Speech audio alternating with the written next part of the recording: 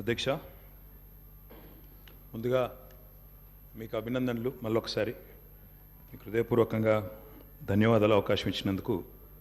అధ్యక్ష, గవర్నర్ ప్రసంగంలో ఒక మాట అన్నారు, మేము నిర్మాణాత్మకమైన సూచనలకు బేసిజాలు లేకుండా స్వీకరిస్తాము, మా ప్రభుత్వం సాకల్యంగా అన్ని చర్చించడానికి సిద్ధంగా ఉందన్నారు. అధ్యక్ష, మరి ఈ హౌస్లో అధికార పక్షం, ఇక్కడ ప్రధాన ప్రతిపక్షంగా ఉన్నాం, తప్పకుండా ముగ్గురు నలుగురికి అవకాశం ఇవ్వాలని ముందుగా నేను కోరుతా ఉన్నాను. మా తలసాని శ్రీనివాస్ యాదవ్ గారు రెడీగా ఉన్నారు, పల్లా రాజేశ్వర రెడ్డి గారు రెడీగా ఉన్నారు, ఇంకా చాలా సభ్యులు రెడీగా ఉన్నారు. దయచేసి అవకాశం ఇవ్వాలని నేను కోరుతా ఉన్నాను. అధ్యక్ష, మేము ఆశించింది ఒకటి అధ్యక్ష, నిన్న గవర్నర్ ప్రసంగం నుంచి, కానీ అక్కడ వారు నిన్న విన్నది ఒకటి అధ్యక్ష.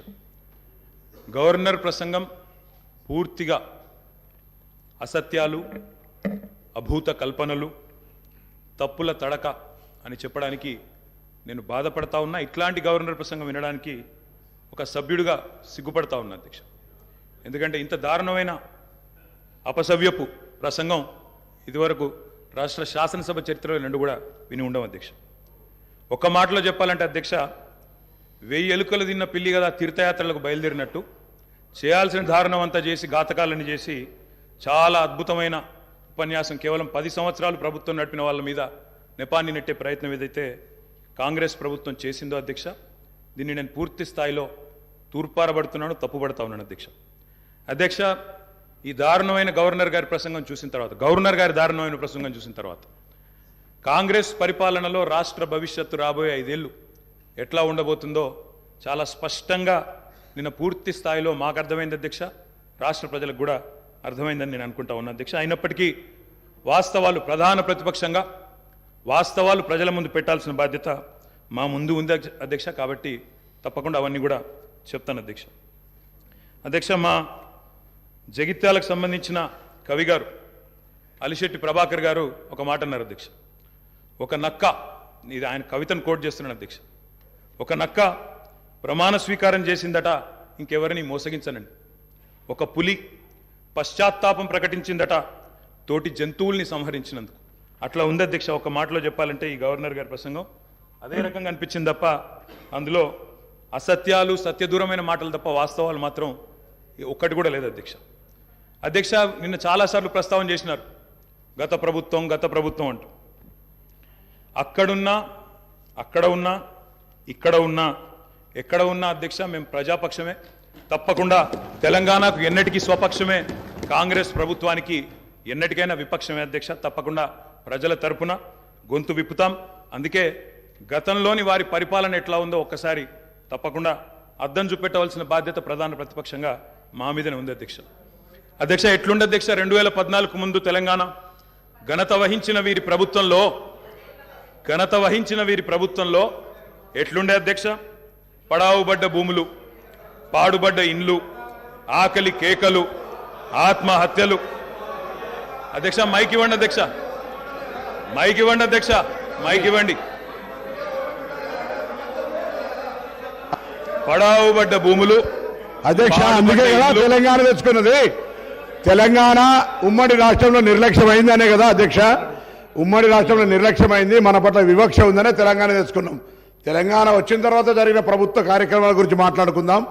గతం గురించి, గత ఉమ్మడి రాష్ట్రంలో జరిగిన అన్యాయం జరిగిందనే కదా మేము కొట్లాడింది, అందరం కొట్లాడింది. అందుకే కదా ఇవాళ మన దాని గురించి ఎందుకు ఇవాళ మాట్లాడితే తెలంగాణ రాష్ట్రంలో తెలంగాణ ప్రభుత్వం ఏం చేసిందో మాట్లాడదాము.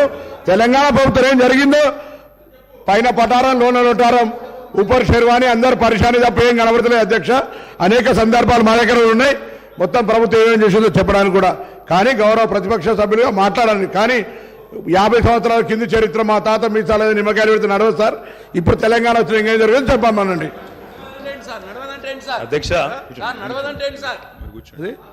అధ్యక్ష, వారు మొదటిసారి ప్రభాకర్ అన్న మొదటిసారి శాసనసభకు వచ్చిండ్రు, మొదటిసారి మంత్రి అయినారు అధ్యక్ష.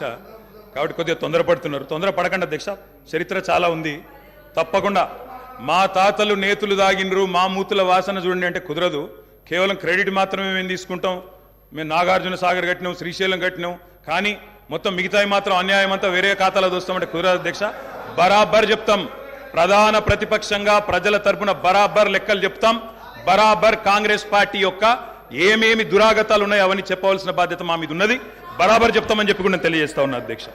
అధ్యక్ష, పడావుబడ్డ భూములు, పాడుబడ్డ ఇండ్లు, ఆకలి కేకలు, ఆత్మహత్యలు, వలసలు, కరువులు, కర్ఫ్యూలు, ఎన్కౌంటర్లు, కరెంటు కోతలు, కటిక చీకెట్లు, నెర్రెలు బారిన నేలలు, నెత్తురు గారిన నేలలు. ఇదే కదా ఆనాటి మీ గొప్ప ఘనత వహించిన ప్రభుత్వంలో ఆనాడు మీరు చూపెట్టిన అద్భుతాలు ఇవే కదా అధ్యక్ష. ఒక్క మాటలో చెప్పాలంటే అధ్యక్ష, వీళ్ళ పాలనలో తాగునీటికి దిక్కు లేదు, సాగునీటికి దిక్కు లేదు, కరెంట్ అనేది అడ్రస్సే లేదు.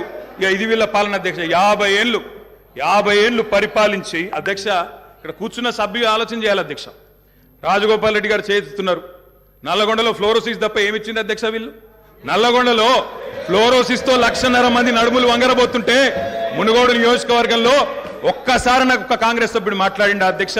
అధ్యక్ష అధ్యక్ష సబ్జెక్టే మాట్లాడుతున్నా అధ్యక్ష. తర్వాత సభ్యుడికి ఇష్టం వచ్చినంత టైం ఇవ్వండి, మాట్లాడినివ్వండి, మాకు అభ్యంతరం. I'm not yielding sir, I'm not yielding అధ్యక్ష. నల్లగొండలో ఫ్లోరైడ్ బాధలు, దేవరకొండలో పసిపిల్లల అమ్మకాలు, పాత బస్తీలో మైనారిటీ తీరని బాలికల వివాహాలు, మహబూబ్ నగర్లో గంజి కేంద్రాలు, పాలమూరు నుంచే 14 లక్షల మంది వలసలు ప్రతి సంవత్సరం. అధ్యక్ష, ముఖ్యమంత్రి రేవంత్ రెడ్డి గారి సొంత నియోజకవర్గం కొడంగల్లో ప్రతిరోజు 2 బస్సులు అధ్యక్ష బొంబాయికి పోయేది. కొడంగల్లో, నారాయణపేటలో, మక్తల్లో ప్రతిరోజు 2 బస్సులు. అదేవిధంగా అధ్యక్ష, ఆ బస్ స్టాండ్కు పోతే ఆ వలసలను చూసి సలసల కాగే కన్నీళ్లను గారుస్తూ ఆ భార్యా పిల్లల ఏడుపులు. అదేవిధంగా 50 ఎకరాలున్న రైతైనా సరే అధ్యక్ష, తెలంగాణలో ఆనాడు కాంగ్రెస్ పరిపాలన ఎంత గొప్ప పరిపాలన అంటే అధ్యక్ష, మహబూబ్ నగర్లో 50 ఎకరాలు ఉన్న రైతైనా సరే గుంపు మేస్త్రిగా పనిచేసే దుస్థితి అధ్యక్ష. హైదరాబాద్కి వచ్చి కూలీ చేసుకునే దుస్థితి. ఇది వాస్తవం అధ్యక్ష, వారికి కూడా తెలుసు. ఒక్క మాటలో చెప్పాలి అంటే తప్పకుండా చెప్తాం, అన్ని చెప్తాం. గౌరవ అధ్యక్ష కేటీఆర్ గారు చెప్తా గౌరవ కేటీఆర్ గారు ఒక్క నిమిషం, డిప్యూటీ సీఎం గారు మాట్లాడతారు. ఒక్క నిమిషం అధ్యక్ష. ప్రభుత్వం మారింది, ప్రజలు అత్యంత ప్రజాస్వామ్యయుతంగా తీర్పిచ్చారు. మేము చాలా విషయాల హృదయంతో ప్రభుత్వం తరఫు నుంచి చాలా స్పష్టంగా చెప్పాం. అత్యంత ప్రజాస్వామ్యయుతంగా సభను నడుపుకుందాం, ఉన్నటువంటి విషయాలపైన లోతుగా చర్చిద్దాం, నిర్మాణాత్మకమైనటువంటి సూచనలు మీరు ఏమిచ్చినా మేము తీసుకోవడానికి సిద్ధంగా ఉన్నామని చెప్తా ఉన్నాం. మొట్టమొదటి సమావేశం, మొట్టమొదటి రోజు వారు గవర్నర్ ప్రసంగం మీద ధన్యవాదాలు చెప్పే తీర్మానంలో కొంత పెద్ద మనసుతో ఈ ప్రభుత్వం చెప్పినటువంటి మాటలను స్వాగతిస్తున్నామనో, లేకపోతే అదే రీతిలో మనం ముందుకు పోదామనో అలా చెప్పుకుంటూ సభ నడిపించడం కోసం ప్రయత్నం చేయాలి. కానీ మొదలుపెట్టమే వారు అసలు ఒక దాడి మొదలుపెట్టినట్టు మొదలు పెడితే ప్రభుత్వానికి తప్పనిసరి పరిస్థితిలో మీకు మేము అనుకున్నటువంటి ప్రజాస్వామ్యయుత సభ నడిపేదానికంటే మీకు సమాధానం చెప్పే కార్యక్రమంలో ఆ స్ఫూర్తి కూడా దెబ్బతినేటట్టుగా వారు మాట్లాడుతున్నారు. అది కరెక్ట్ కాదు. దయచేసి మీరు ఏం చేశారనుకుంటున్నారో చెప్పండి, మేము ఏం చేయాలనుకుంటున్నారో చెప్పండి. దాని ద్వారా రాష్ట్రానికి ఏమైనా చేద్దామనేటువంటి ఆలోచన ఉండాలి తప్ప మీరున్న టైంలో గంజి సెంటర్లు ఉన్నాయి, మీరున్న టైంలో అసలు నీళ్ళే లేవు. నీళ్ళు ఏడలేవండి. ఆర్డబ్ల్యూఎస్ పథకం ద్వారా మొత్తం రాష్ట్రంలో దాదాపు 70 నుంచి 80% నీళ్ళు ఇచ్చారు. మా ఆదిలాబాద్ నుంచి నేను ఖమ్మం వరకు చెప్తాను, నేను ప్రతి ఊరితో సహా లెక్కలతో సహా చెప్తాను. చివరి గోండుగూడల్లో కూడా మీరు చెప్పినటువంటి ఆర్డబ్ల్యూఎస్ దాదాపు 43,000 కోట్ల రూపాయలతో ఖర్చు పెట్టారు. ఏడాది ఒక్క గ్రామంలో నీళ్ళు వస్తున్నాయండి. ఇప్పటికి కూడా ఐటీడీ నీళ్ళే తాగుతూ ఉన్నాం, వేసినటువంటి బోర్లు బావిలో నుంచి నీళ్లు తాగుతున్నాం చెప్తా ఉన్నారు.